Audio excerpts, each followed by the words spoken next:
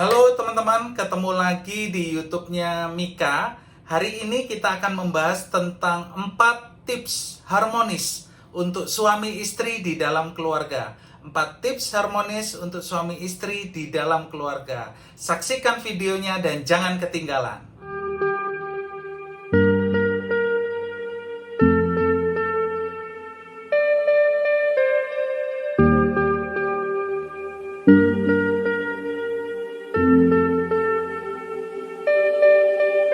Halo teman-teman YouTube-nya Mika. Ketemu lagi teman-teman di episode yang baru. Hari ini kita akan membahas sesuatu yang menarik, yaitu tentang suami istri di dalam keluarga, bagaimana tipsnya untuk tetap harmonis. Sebelumnya teman-teman, 4 kunci ini atau 4 tips ini adalah yang saya lakukan pribadi dengan istri saya. Semoga ini bisa menginspirasi teman-teman sehingga teman-teman bisa tetap harmonis sebagai suami istri dan menjadi tim yang kompak dalam apapun yang dikerjakan ke depannya nanti. Yuk langsung aja kita mulai 4 tips harmonis untuk suami istri di dalam keluarga. Nomor 1, komunikasi yang intim bersama pasangan. Ini adalah kunci yang sangat mendasar teman-teman untuk menjaga keharmonisan. Jadi komunikasi adalah kunci bagaimana kita bisa membangun dari 2 pribadi yang berbeda untuk mengerti pada satu pengertian yang sama. Nah, yang banyak terjadi teman-teman, kita lebih intens, kita lebih intim dengan komunitas kita yang ada di luar, dengan orang-orang yang ada di lingkungan tempat kita bekerja, lingkungan tempat kita beraktivitas. Tapi kemudian kita lupa ketika diperhadapkan dengan suami istri, maka komunikasi itu tidak menjadi intensif lagi. Komunikasi tersebut tidak menjadi intim lagi. Maka ini akan menjadi tantangan tersendiri bagi pasangan atau suami istri yang akan menjalani bahtera rumah tangga. Jadi nomor 1 adalah komunikasi yang intim. Nah, intim di sini kuncinya teman-teman. Teman-teman harus meluangkan waktu, teman-teman harus meluangkan perhatian. Bukan hanya tentang meluangkan, tapi meletakkan hati di dalam komunikasi itu. Tidak jarang teman-teman ketika berkomunikasi, ya udahlah pulang udah capek, udah komunikasi biasanya saja, atau nggak jarang main HP sendiri.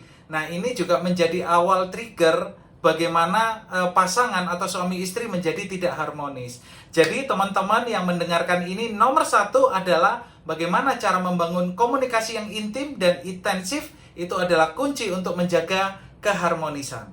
Nomor 2 adalah keterbukaan informasi. Nah, ini juga menjadi hal yang sangat mendasar teman-teman. Kalau di hubungan saya dengan istri, keterbukaan informasi ini sangat-sangat kami pegang dan kami anut. Inilah yang membangun bagaimana hubungan yang harmonis tetap bisa dijaga. Maksudnya seperti apa Kak Mika? Kalau dari kehidupan kami misalnya untuk pengelolaan keuangan, ini hal yang sangat mendasar. Pengelolaan keuangan di kami sendiri, kami benar-benar terbuka sehingga satu dengan lainnya saling mengetahui. Mungkin teman-teman yang mendengarkan punya formula yang berbeda-beda. Boleh, tapi ada satu kunci mendasar yang teman-teman tidak boleh lupakan. Apa itu Kak Mika?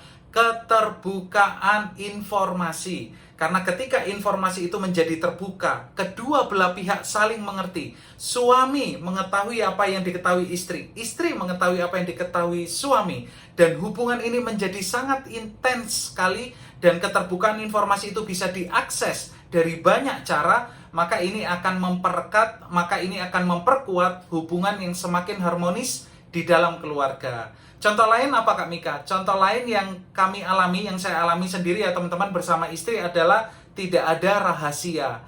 Bagaimana bisa menempatkan tidak ada rahasia di dalam keluarga? Yang pertama adalah komitmen teman-teman. Jadi sebelum kami menikah, kami sudah berkomitmen, dan ketika menjalani pernikahan ini sampai hari ini, kami sudah 10 tahun ya teman-teman, kami tetap menjaga tidak ada rahasia antara saya dengan istri, antara saya dengan pasangan. Dan bagi yang mendengarkan, artinya untuk suami dan istri. Ketika teman-teman tidak memiliki rahasia, teman-teman tidak perlu capek-capek untuk menutupi rahasia. Karena ketika teman-teman memiliki rahasia, teman-teman akan perlu effort yang sangat besar untuk menutupi yang satu, menutupi yang lain, dan menutupi seterusnya hingga satu titik jenuh, itu akan terungkap dan terbuka sehingga itu akan menjadi sebuah konflik. Nah ini teman-teman ya, yang nomor 2 adalah keterbukaan informasi. Kalau di saya aplikasinya tidak ada rahasia, begitu juga dengan pengelolaan keuangan, kami juga sangat terbuka. Sehingga enak dalam menjalani berkeluarga, sehingga kita bisa fokus pada apa yang ingin kita capai. 3. Bangun visi dan mimpi bersama. Nah ini teman-teman yang sangat penting untuk diperhatikan. Ketika kita menjadi satu keluarga, suami dan istri, pastikan kita memiliki visi besaran yang bisa ditetapkan dan diambil komitmennya bersama. Nanti mungkin akan ada pertanyaan, Kak Mika, boleh nggak Kak Mika, yang satu menginginkan A, yang satu menginginkan B. Oh kami punya mimpi yang berbeda, mimpi yang kami ke kiri, yang satunya ke kanan. Boleh-boleh saja, tapi pastikan itu dibangun bersama dan dicapai bersama. Sehingga apa yang ingin dibangun oleh istri, suami mendukung. Suami ingin membangun apa, istri mendukung. Dan ketika kedua-duanya mendukung, teman-teman tidak akan menemukan beban yang berat di antara keduanya. Karena kedua-duanya approve dan kedua-duanya membangun dan mencapai mimpi itu bersama-sama. Mimpi yang dibangun itu akan menjadi pilar yang kuat, pilar yang kuat, pilar yang kuat, dan pilar yang kuat dalam keluarga, sehingga teman-teman bisa membangun visi yang besar bahwa keluarga ini akan dibawa seperti apa, akan menjadi seperti apa, dan visi ini juga yang akan mendorong teman-teman akan berjalan ke arah mana. Jadi membangun visi dan membangun mimpi secara bersama-sama akan mempererat, akan memperkuat, dan membangun keharmonisan di dalam keluarga. 4.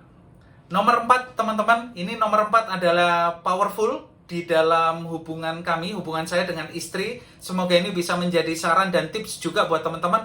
Nomor 4 adalah selesaikan konflik secepatnya. Nomor 4 adalah selesaikan konflik secepatnya. Terkadang konflik itu terjadi ketika kita membangun sebuah keluarga. Dan dalam hubungan suami istri, itu menjadi normal teman-teman, wajar. Artinya ada dinamika dan kita ada dalam dinamika itu dan terjadi konflik. Namun tidak menjadi wajar ketika konflik itu dibiarkan berlarut-larut dan dibiarkan dalam waktu yang lama. Maka yang di nomor 4 ini kekuatan keharmonisan adalah ketika ada konflik, jangan ambil waktu yang panjang, jangan berlama-lama. Tapi segera selesaikan, fokus kepada masalahnya, masalah apa yang muncul di situ, masalah apa yang harus ditangani. Duduk bersama-sama dengan baik, suami dan istri saling mendengarkan bergantian dan tentukan komitmen yang baru. Nah, kalau dalam kehidupan saya pribadi, teman-teman, saya dengan istri, kami punya satu rules. Ketika kami mengalami konflik, jangan sampai konflik tersebut atau masalah tersebut tidak selesai sebelum matahari terbenam.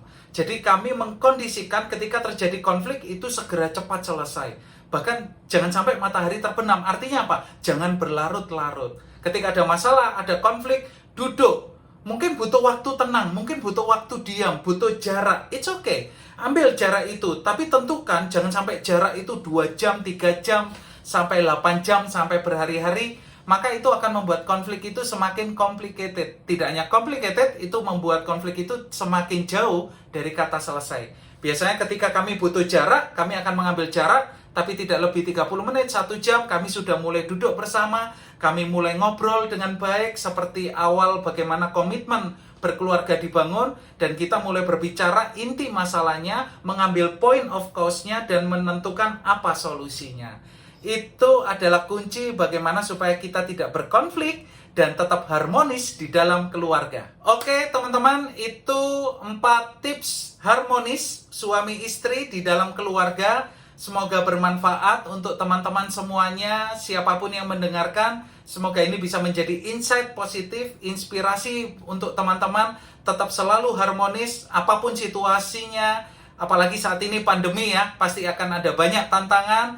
Tetap jaga komunikasi, tetap bagaimana membangun visi yang jelas, tetap bagaimana membangun keterbukaan, dan tidak lupa juga bagaimana juga memanage konflik secepatnya supaya konflik itu bisa ditangani. Itu aja teman-teman, karena ini masih pandemi, jangan lupa gunakan masker, jaga jarak, dan jangan lupa jaga pikiran kita. Karena dari pikiran kita, kita bisa menjadi sehat secara fisik maupun psikis. Itu semoga menjadi semangat buat teman-teman, dan see you guys di episode berikutnya.